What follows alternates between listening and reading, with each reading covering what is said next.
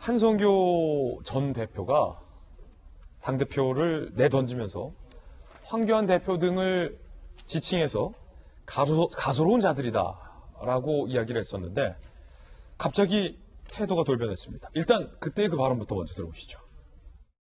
참으로 가소로운 자들의 그 행태 저는 막히고 말았습니다. 한 줌도 안 되는 권력을 갖고 있는 이 당의 인사들이 저의 그 작은 꿈을 막아버리고 말았습니다. 적어도 20번 안에 들어가는 명단은 정말 바꾸면 안 돼요. 그것까지 바꾼다면은 저는 가만히 있지는 않을 겁니다. 그랬는데 한성교 대표가 입장을 바꿨습니다.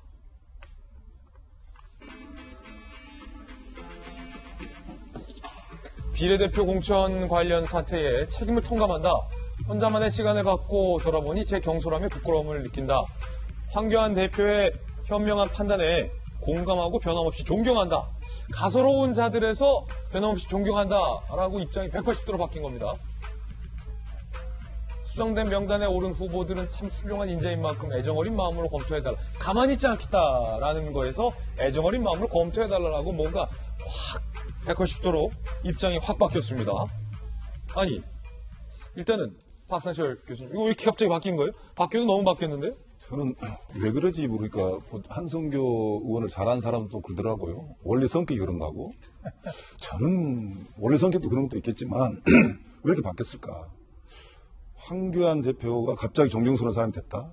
저는 그거 아니라고 봅니다. 예. 역시 정치인은 자기가 원하는 것을 있으면 표현하고 달리 속내를 보여요. 근데 그 속내가 바로 뭐냐면 자기가 공천했던 사람들 중에 상당수는 좀 구제해달라 라는 이야기로 보고 또 자기가 대표되면서 정치인 시켜줄게 약속했던 사람도 있는 게 아닌가라고 생각하고요.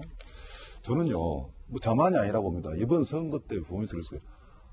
세상에 이런 선거 처음 봤다. 정말 상상 외에 하다 해괴망측한 일이 벌어지고 이거 선거할 맛이 나는가. 이 플라톤이 이런 말을 했거든요. 플라톤이 꼭 투표를 해라. 예. 그렇지 않으면 너보다 못난 사람이 지배를 받는다 그랬거든요. 예. 그럴 때는요. 좀 쓸만한 사람을 이렇게 내놓으면 이게 여든 야든 마찬가지입니다. 가서 선택을 하는데 지금요. 비례통합당도 마찬가지고 거기 또 비례한국당입니까?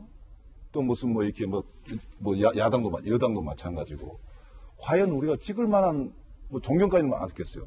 정말 우리 지역 대표 또 우리나라의 정치를 책임질 만한 사람들 내놨습니까 지금? 그래서 제가 정말 그런 말 하고 싶지 않은데 이번 정말 투표하지 마십시오라고 할 수는 없고 정말 우리 유권자들이 힘들어졌습니다. 투표할 마음도 안 생기고 정말 괜찮은 사람을 정말 여든 야든 양쪽에서 내려면 한쪽을 선택할 수 있는 그런 나라가 민주국가 좋은 그 정치 선진 민주국가 아니겠습니까? 지금 저는요 양당에서 하고 있는 이러한 모습은 이대로 갈 것 같습니다. 정말 대한민국 정치에 가장 저점을 찍고 있는 이런 순간들이 아닌가. 그래서 한성교 대표의 저런 모습은 글쎄요. 굳이 해석의 가치도 없는데 제가 해석했습니다. 이제 박상철 우리 교수님의 개인적 의견이라는 거 말씀드리고 공병호 전 공관위원장 사실상 경질이 됐는데 여기도 또 입장을 180도 바꿨습니다. 들어보시죠. 이유이하를 막론하고 미래한국당의 비례대표 후보 선정 작업을 맡았던 사람으로서 이렇게 불협화음을 일으킨 점에 대해서 정말 죄송하고 송구스럽다는 말씀을 전해드리고 싶습니다. 지난 20여일 동안 있었던 일들에 대해서는 입을 굳게 다물겠습니다.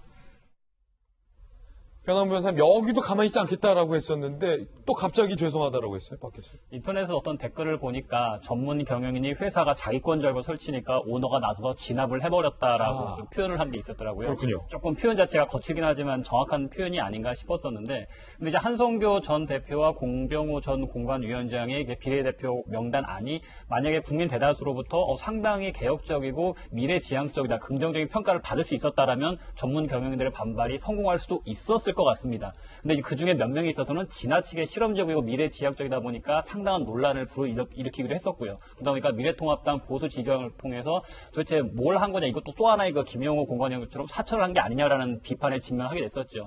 그럼 한성교 전 대표와 공병호 전 공관위원장 같은 입장에서 본인들이 계속 황교안 대표와 싸우는 모습을 보이고 자신들의 고집을 꺾지 않고 분란을 만들게 될 경우에는 4년 전 총선에서 이한구 공관위원장이 모든 책임을 뒤집어 썼던 것처럼 이번에 보수가 참패된다면 결국은 한성교 전 대표와 공병호 공관위원장의 책임이 아니겠냐라는 책임을 다 뒤집어 쓰게 될 수밖에 없을 것 같습니다. 자신들 내온 비례대표 안에 대해서도 상당한 논란을 불러일으키고 있고 이대로 가다가 분란 일으켜서 총선에 패배하게 되면 모든 책임을 자기가 질 수밖에 없는 상황이 되고 그러다 보니까 이제 한 발 물러서는 형태를 취하면서 최소한 내가 선택했던 인사에 대해서 애정을 가지고 면밀하도 좀 받아달라. 그 정도로 이제 봉합을 시도하려고 했던 것이 아닌가 싶은 생각이 드네요. 그렇군요. 이제 뭔가 현실을 직시한 거다. 그리고 본인의 어떤 그런 가소로운 자들 가만히 있지 않겠다라는 발언 이후에 주변에서 둘러오던 여론을 살핀 거다라는 그런 분석인데, 장수호 소장님. 네. 아니, 그럴 거면, 이렇게 사과할 거였으면, 이렇게 미안하고 죄송하고 송구하다라고 할 거였으면,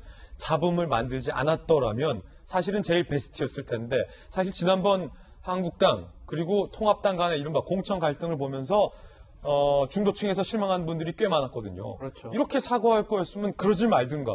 사고는 사고대로 다쳐놓고 이제 와서 죄송하다고 하면 엎어진 물이 담아집나라는 뭐 비판의 목소리도 있습니다. 이런 일이 발생하기 전에 한성교 대표랑 황교안 대표가 나눈 얘기가 있어요. 한성교 대표가 아니 도대체 왜 이러세요? 라고 했더니 황교안 대표가 그럼 미리 상의하셨어야죠 라고 얘기를 했거든요. 아, 그랬어요? 그러니까 그런 것들을 미리 긴밀하게 했으면 이런 분란이 없었을 거 아닙니까? 공병호 공관위원장도 저런 모습을 보이는 거 보니까 제가 뭐 유튜브 들어가 봤어요. 예. 그랬더니 원래 구독자가 50만 명이었는데 46만 명으로 4만 명이 확 줄었고요. 아, 본인의 구독자들로? 예. 예. 제가 댓글을 한번 봤어요. 예. 그랬더니 반은 칭찬하고 반은 어떻게 당신이 그럴 수가 있냐. 보수 대통합 분열하고 이렇게 진흙탕 싸움으로 몰고 가면 선거 어떻게 치르냐. 예. 이런 식의 댓글도 상당히 많더라고요. 예. 그리고 많은 의원들과 지인들이 많이 설득도 하고 회유도 했을 겁니다.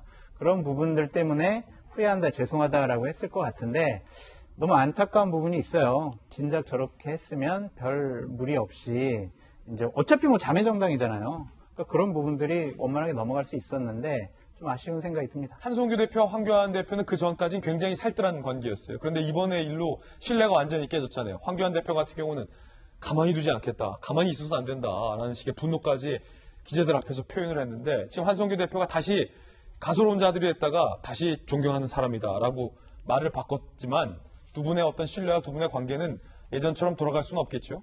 돌아갈 수 없겠죠. 그리고 뭐 한성규 대표는 뭐 5월 30일 날 국회의원 임기 끝나면 정치 안 한다고 했으니까 그런 부분은 별 영향이 없을 것 같은데 만약에 이번에 황교안 대표가 저런 식으로 진압을 하지 않았으면 총괄선대본부장으로서 본인이 이번 선거를 지휘하는 게 리더십과 권위가 상당히 훼손됐을 거예요. 예. 그렇기 때문에 이번에는 어쨌든 여러 가지 무리한 점은 있지만 또 비판받을 점도 많이 있어요.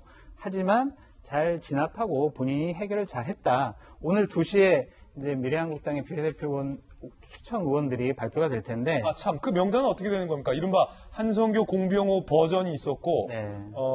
황교안 염동열 버전이 있어서 이게 상이하게 달아서 이 사단이 난 건데, 이거를 잘 조정하는 결과물이 이따 나와야 되는데, 어떻게 네. 된다고 합니까? 2시쯤 나온다고 하고요. 취재해 오셨습니까? 예, 20번 안에 있는 그러한 순위에 있는 분들 중에 이른바 안정권. 네, 대략 한 70%가 좀 조정이 될 것 같다. 이름도 바뀌고 순위도 예. 좀 조정이 될 것 같다고 하고요. 동아일보가 제일 취재를 잘했더라고요. 동아일보 참고하시면 될 건데 제 1번은 윤주경 전 독립기념관장이 되는 걸 확실하게 했고 그렇군요. 유영하 동아일보 기사에 따르면. 네, 유영하 변호사 같은 경우에는 좀 순위권 받기나 아니면 아싸리 언급을 안 하는 걸로 그렇게 돼 있는 것 같습니다. 예, 아직까지는 뭐 확정적이지 않다. 그렇죠. 아싸리는 좀 방송에 쓸 수 없는 단어 아닙니까? 죄송합니다. 예. 그런 것도 분명히 한번 짚고 넘어가줘야 하고요. 일단은 그 명단 어떻게 발표될지 좀 한번 봐야겠군요.